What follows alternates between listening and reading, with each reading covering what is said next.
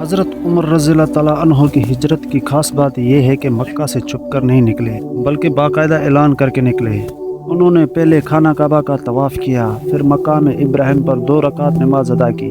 اس کے بعد مشرکین سے بولے، جو شخص اپنے بچوں کو یتیم کرنا چاہتا ہے، اپنی بیوی کو بیوہ کرنا چاہتا ہے یا اپنی ماں کی گود ویران کرنا چاہتا ہے، وہ مجھے جانے سے روک کر دکھائے۔ ان کا یہ اعلان سن کر سارے قریش کو سانپ سونگھ گیا، کسی نے ان کا پیچھا کرنے کی جرأت نہ کی۔ وہ بڑے وقار سے ان سب کے سامنے روانہ ہوئے۔ حضرت ابو بکر صدیق رضی اللہ تعالیٰ عنہ بھی ہجرت کی تیاری کر رہے تھے۔ ہجرت سے پہلے وہ آرزو کیا کرتے تھے کہ نبی اکرم صلی اللہ علیہ وسلم کے ساتھ ہجرت کریں۔ وہ روانگی کی تیاری کر چکے تھے۔ ایک دن حضور نبی کریم صلی اللہ علیہ وسلم نے ان سے فرمایا، ابو بکر جلدی نہ کرو، امید ہے مجھے بھی اجازت ملنے والی ہے۔ چنانچہ حضرت ابو بکر رضی اللہ تعالیٰ عنہ رک گئے۔ انہوں نے ان دونوں کو 800 درہم میں خریدا تھا۔ انہیں 4 ماہ سے کھلا پلا رہے تھے۔ ادھر مشرکین نے جب یہ دیکھا کہ مسلمان مدینہ ہجرت کرتے جا رہے ہیں اور مدینہ کے رہنے والے بڑے جنگجو ہیں، وہاں مسلمان روز بروز طاقت پکڑتے جائیں گے، تو انہیں خوف محسوس ہوا کہ اللہ کے رسول بھی کہیں مدینہ نہ چلے جائے اور وہاں انصار کے ساتھ مل کر ہمارے خلاف جنگ کی تیاری نہ کرنے لگے۔ تو وہ سب جمع ہوئے اور سوچنے لگے کہ کیا قدم اٹھائیں۔ یہ قریش دارالندہ میں جمع ہوئے تھے۔ دارالندہ ان کی مشورہ کرنے کی جگہ تھی۔ یہ پہلا پختہ مکان تھا جو مکہ میں تعمیر ہوا۔ قریش کے اس مشورے میں شیطان بھی شریک ہوا۔ وہ انسانی شکل میں آیا تھا اور ایک بوڑھے کے روپ میں تھا۔ سبز رنگ کی چادر اڑے ہوئے تھا۔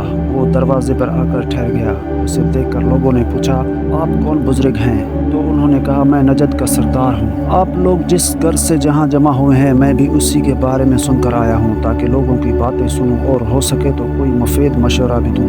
اس پر قریشوں نے اسے اندر بلا لیا۔ اب انہوں نے مشورہ شروع کیا تو ان میں سے کوئی بولا، اس شخص یعنی رسول اللہ صلی اللہ علیہ وسلم کا معاملہ تم دیکھ ہی چکے ہو۔ اللہ کی قسم، اب ہر وقت اس بات کا خطرہ ہے کہ یہ اپنے نئے اور اجنبی مددگاروں کے ساتھ مل کر ہم پر حملہ کرے گا، لہٰذا مشورہ کر کے اس کے بارے میں کوئی ایک بات طے کر لو۔ وہاں موجود ایک شخص ابو البختری بن ہشام نے کہا، اسے بیڑیاں پہنا کر ایک کوٹھری میں بند کر دو اور اس کے بعد کچھ عرصہ تک انتظار کرو، تاکہ اس کی بھی وہی حالت ہو جائے جو اس جیسے شہروں کی ہو چکی ہے اور یہ بھی انہی کی طرح موت کا شکار ہو جائے۔ اس پر شیطان نے کہا، ہرگز نہیں، یہ رائے بالکل غلط ہے۔ یہ خبر اس کے ساتھیوں تک پہنچ جائے گی تو وہ تم پر حملہ شروع کر دیں گے اور اپنے ساتھی کو نکال کر لے جائیں گے۔ اس وقت تمہیں پچھتانا پڑے گا، لہٰذا کوئی اور ترکیب سوچو۔ اب ان میں سے بحث شروع ہو گئی۔ اسود بن ربیعہ نے کہا، ہم اسے یہاں سے نکال کر جلا وطن کر دیتے ہیں، پھر یہ ہماری طرف سے کہیں بھی چلا جائے۔ اس پر نجدی یعنی شیطان نے کہا، یہ رائے بھی غلط ہے۔ تم دیکھتے نہیں ان کی باتیں کس قدر خوبصورت ہیں، کتنی میٹھی ہیں۔ وہ اپنا کلام سنا کر لوگوں کے دلوں کو موہ لیتا ہے۔ اللہ کی قسم، اگر تم نے اسے جلا وطن کر دیا تو تمہیں امن نہیں ملے گا۔ یہ کہیں بھی جا کر لوگوں کے دلوں کو موہ لے گا، پھر تم پر حملہ آور ہوگا اور تمہاری یہ ساری سرداری چھین لے گا، لہٰذا کوئی اور بات سوچو۔ اس پر ابو جہل نے کہا، میری ایک ہی رائے ہے اور اس سے بہتر رائے کوئی نہیں ہو سکتی۔ سب نے کہا، اور وہ کیا ہے؟ ابو جہل نے کہا، آپ لوگ ہر خاندان اور ہر قبیلے کا ایک ایک بہادر طاقتور نوجوان لیں، ہر ایک کو ایک ایک تلوار دیں، ان سب کو محمد پر حملہ کرنے کے لیے صبح سویرے بھیجیں۔ وہ سب ایک ساتھ اس پر اپنی تلواروں کا ایک بھرپور وار کریں، اس طرح سے اسے قتل کر دیں۔ اس سے یہ ہوگا کہ اس کے قتل میں سارے قبیلے شامل ہو جائیں گے، لہٰذا محمد کے خاندان والوں میں اتنی طاقت نہیں ہوگی کہ وہ ان سب سے جنگ کریں، لہٰذا وہ خون بہا فدیے کی رقم لینے پر آمادہ ہو جائیں گے، وہ ہم انہیں دے دیں گے۔ اس پر شیطان خوش ہو کر بولا، ہاں یہ اعلیٰ رائے ہے، میرے خیال سے اس سے اچھی رائے کوئی اور نہیں ہو سکتی۔ چنانچہ اس رائے کو سب نے منظور کر لیا۔ اللہ تعالیٰ نے فوراً جبریل کو حضور اکرم صلی اللہ علیہ وسلم کے پاس بھیج دیا۔ انہوں نے عرض کیا، آپ روزانہ جس بستر پر سوتے ہیں آج اس پر نہ سوئے۔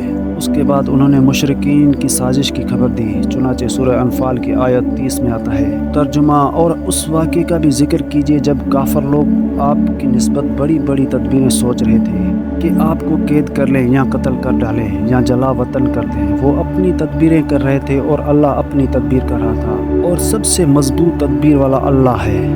غرض جب رات 1/3 گزر گئی تو مشرکین کا ٹولہ حضور اکرم صلی اللہ علیہ وسلم کے گھر تک پہنچ کر چھپ گیا۔ وہ انتظار کرنے لگے کہ وہ کب سوئیں گے اور وہ یکدم ان پر حملہ کر دیں گے۔ کفار کی تعداد 100 تھی۔ ادھر حضور نبی کریم صلی اللہ علیہ وسلم نے حضرت علی سے فرمایا، تم میرے بستر پر سو جاؤ اور میری یمنی چادر اوڑھ لو۔ پھر آپ صلی اللہ علیہ وسلم نے حضرت علی کو تسلی دیتے ہوئے فرمایا، تمہارے ساتھ کوئی ناخوشگوار واقعہ پیش نہیں آئے گا۔ मुशरिकों के जिस गरवा ने आप सल्लल्लाहु अलैहि वसल्लम के घर को घेर रखा था उनमें से अबू जहल भी थे। अबू जहल उस वक्त दबी आवाज़ में अपने साथियों से कह रहा था, मोहम्मद सल्लल्लाहु अलैहि वसल्लम कहता है अगर तुम उनके दीन को कबूल करोगे तो तुम्हें अरब और अजम की बादशाहत मिल जाएगी और मरने के बाद तुम्हें दोबारा जिंदगी अता की जाएगी और वहाँ तुम्हारे लिए ऐसी जन्नतें होंगी, ऐसे बागात जैसे उर्दुन के बागात हैं। लेकिन अगर तुम मेरी पैरवी नहीं करोगे तो तुम सब तबाह हो जाओगे। मरने के बाद दोबारा जिंदा किए जाओगे तो तुम्हारे लिए वहाँ जहन्नम की आग तैयार होगी, उसमें तुम्हें जलाया जाएगा। नबी अकरम सल्लल्लाहु अलैहि वसल्लम ने उसके ये अल्फाज सुन लिए और ये कहते हुए घर से निकले, हाँ यकीनन ये बात कहता हूँ। उसके बाद आप सल्लल्लाहु अलैहि वसल्लम ने अपनी मुट्ठी में कुछ मट्टी उठाई और ये आयत तिलावत फरमाई, कसम है हिकमत वाले कुरान की, बेशक आप पैगंबरों के गर्वों में से हैं, सीधे रास्ते पर हैं। ये कुरान ज़बरदस्त अल्लाह मेहरबान की तरफ से नाजिल किया है ताकि आप पहले तो ऐसे लोगों को डराएं जिनके बाप दादा उन्हें डरा गए, सो इसी से ये बेखबर हैं। उनमें से अक्सर लोगों पर बात साबित हो चुकी है, सो ये लोग ईमान नहीं लाएंगे। हमने उनके गर्दनों में तोक डाल दिए हैं, फिर वो तोड़ियों तक उड़ गए हैं जिससे उनके सर ऊपर को उठ गए हैं, और हमने एक आड़ उनके सामने कर दी है और एक आड़ उनके पीछे कर दी है जिससे हमने उन्हें हर तरफ से घेर लिया है, सो वो देख नहीं सकते। ये सूरह यासीन की आयत 1 से 9 का तर्जुमा है। इन आयत की बरकत से अल्लाह ताला ने कुफार को वक्ती तौर पर अंधा कर दिया। वो आन हजरत सल्लल्लाहु अलैहि वसल्लम को अपने सामने से जाते हुए न देख सके।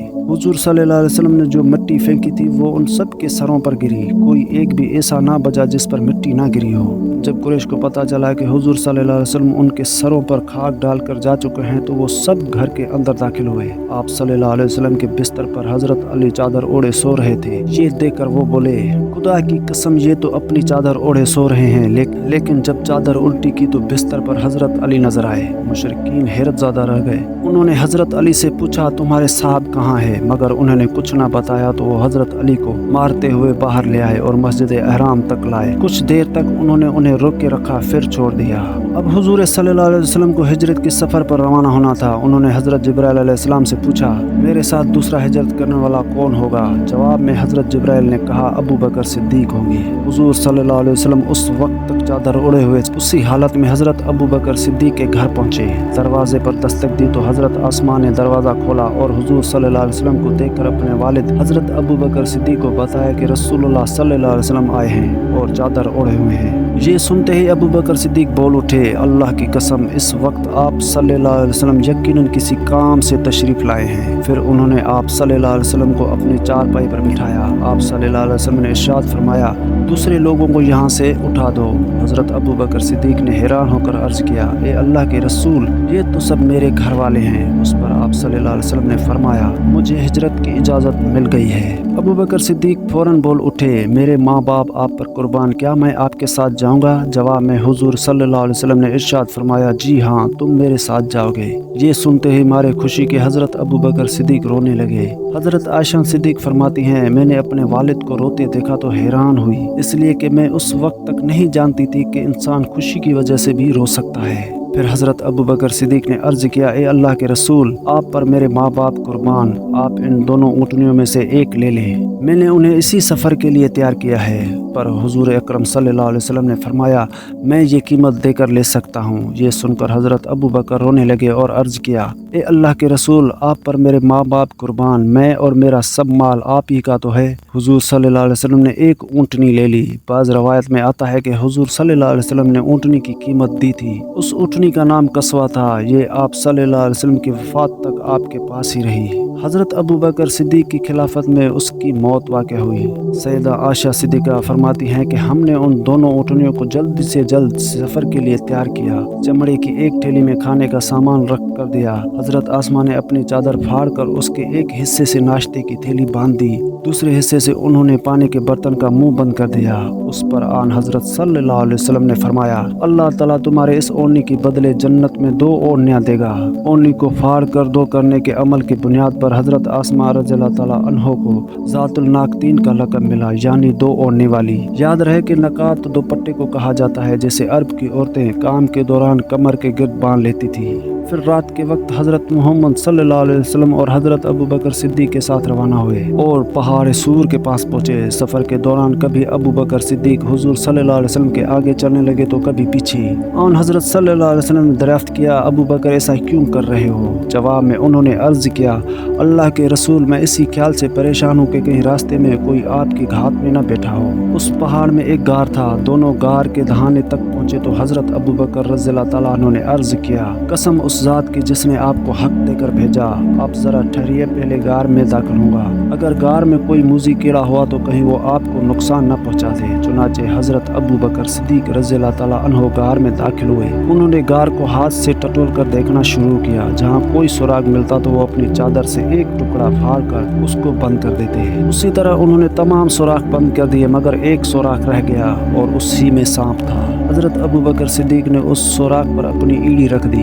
اس کے بعد آن حضرت صلی اللہ علیہ وسلم غار میں داخل ہوئے۔ ادھر سانپ نے اپنے سوراخ پر ایڑی دیکھی تو اس پر ڈنگ مارا۔ تکلیف کی شدت سے حضرت ابو بکر صدیق کی آنکھوں سے آنسو نکل پڑے، لیکن انہوں نے اپنے منہ سے آواز نہ نکلنے دی، اس لیے کہ اس وقت حضرت محمد صلی اللہ علیہ وسلم ان کے زانوں پر سر رکھ کر سو رہے تھے۔ حضرت ابو بکر صدیق رضی اللہ تعالیٰ عنہ نے سانپ کے ڈسنے کے باوجود اپنے جسم کو ذرہ سی بھی حرکت نہ دی، نہ آواز نکالی کہ کہیں حضور صلی اللہ علیہ وسلم کی آنکھ نہ کھل جائے۔ تاہم آنکھ سے آنسو نکلنے کو وہ کسی طرح نہ روک سکے۔ وہ حضور صلی اللہ علیہ وسلم پر گرے، ان کے گرنے سے حضرت محمد صلی اللہ علیہ وسلم کی آنکھ کھل گئی۔ آپ صلی اللہ علیہ وسلم نے حضرت ابو بکر صدیق رضی اللہ تعالیٰ عنہ کی آنکھوں میں آنسو دیکھے تو پوچھا، ابو بکر کیا ہوا؟ انہوں نے جواب دیا، آپ پر میرے ماں باپ قربان، مجھے سانپ نے ڈس لیا ہے۔ آپ صلی اللہ علیہ وسلم نے اپنا لاب دھن سانپ کے کاٹنے کی جگہ پر لگا دیا۔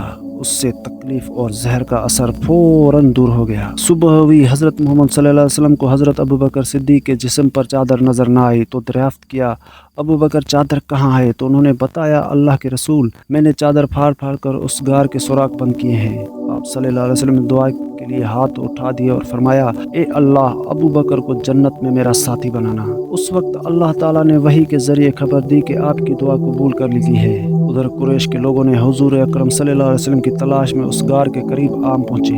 ان میں سے چند ایک جلدی سے آگے بڑھ کر غار میں جھانکنے لگے۔ غار کے دہانے پر انہیں مکڑی کا جال نظر آیا، ساتھ ہی 2 جنگلی کبوتر نظر آئے۔ اس پر ان میں سے ایک نے کہا، اس غار میں کوئی نہیں۔ ایک روایت میں یوں آیا ہے، ان میں امیہ بن خلف بھی تھا۔ اس نے کہا، اس غار کے اندر جا کر دیکھو۔ کسی نے جواب دیا، غار کے اندر جا کر دیکھنے کی کیا ضرورت ہے؟ غار کے منہ پر بہت جالے لگے ہوئے ہیں، اگر وہ اندر جاتے تو یہ جالے باقی نہ رہتے، نہ یہاں کبوتروں کے انڈے ہوتے۔ حضرت ابو بکر صدیق رضی اللہ تعالیٰ عنہ نے جب ان لوگوں کو غار کے دہانے پر دیکھا تو آپ رو پڑے اور دبی آواز میں بولے، اللہ کی قسم، میں اپنی جان کے لیے نہیں روتا، میں تو اس کے لیے روتا ہوں کہ کہیں یہ آپ کو نقصان نہ پہنچا دے۔ اس پر نبی اکرم صلی اللہ علیہ وسلم نے ارشاد فرمایا، ابو بکر غم نہ کرو، اللہ ہمارے ساتھ ہے۔